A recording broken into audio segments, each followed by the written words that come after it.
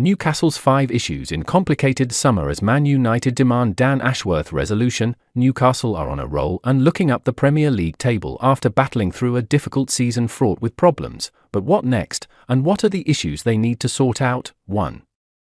Dan Ashworth's future. Manchester United owner Jim Ratcliffe says it is nonsense for Dan Ashworth to be on gardening leave, collecting a handsome paycheck from Newcastle, and not being allowed to do his job. It is indeed.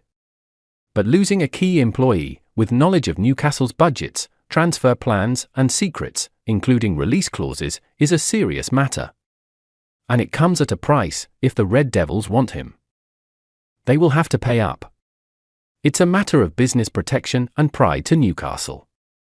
If Newcastle can get £10 to £15 million for Ashworth, he can go. This may appear to be the thorniest issue hanging over the club, but Boss Howe reckons they are functioning well and lining up targets for the summer, with Chief Scout Steve Nixon central, along with Howe's nephew Andy, the head of first-team recruitment. 2. Who replaces Dan Ashworth as Director of Football? A recruitment agency was hired to lead the process, and many soundings taken, some of which leaked and implied a scattergun approach, but there is no rush. A like-for-like replacement is not guaranteed.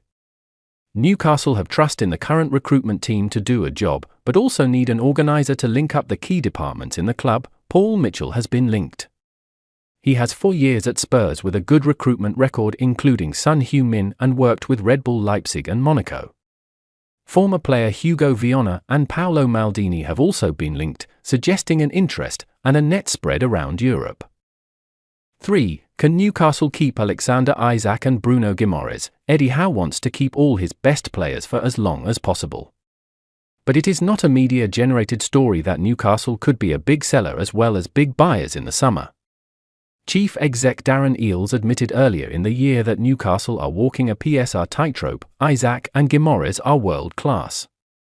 Newcastle are an upper mid-table squad without their star quality and ability to make a goal. Isak is on the up, 21 goals so far this season, and irreplaceable. His value is £100 million plus. He'd be brilliant for Arsenal or Man City if Erling Haaland was to go to Spain. Guimaraes is a diamond too. A great fitness record, a scrapper in midfield, but also the playmaker. He'd fit into Man City's team, but PSG may be interested. It would be a massive statement to keep both this summer, perhaps bigger than signing another £60 million star. Especially with Sandro Tonali to come back after his ban.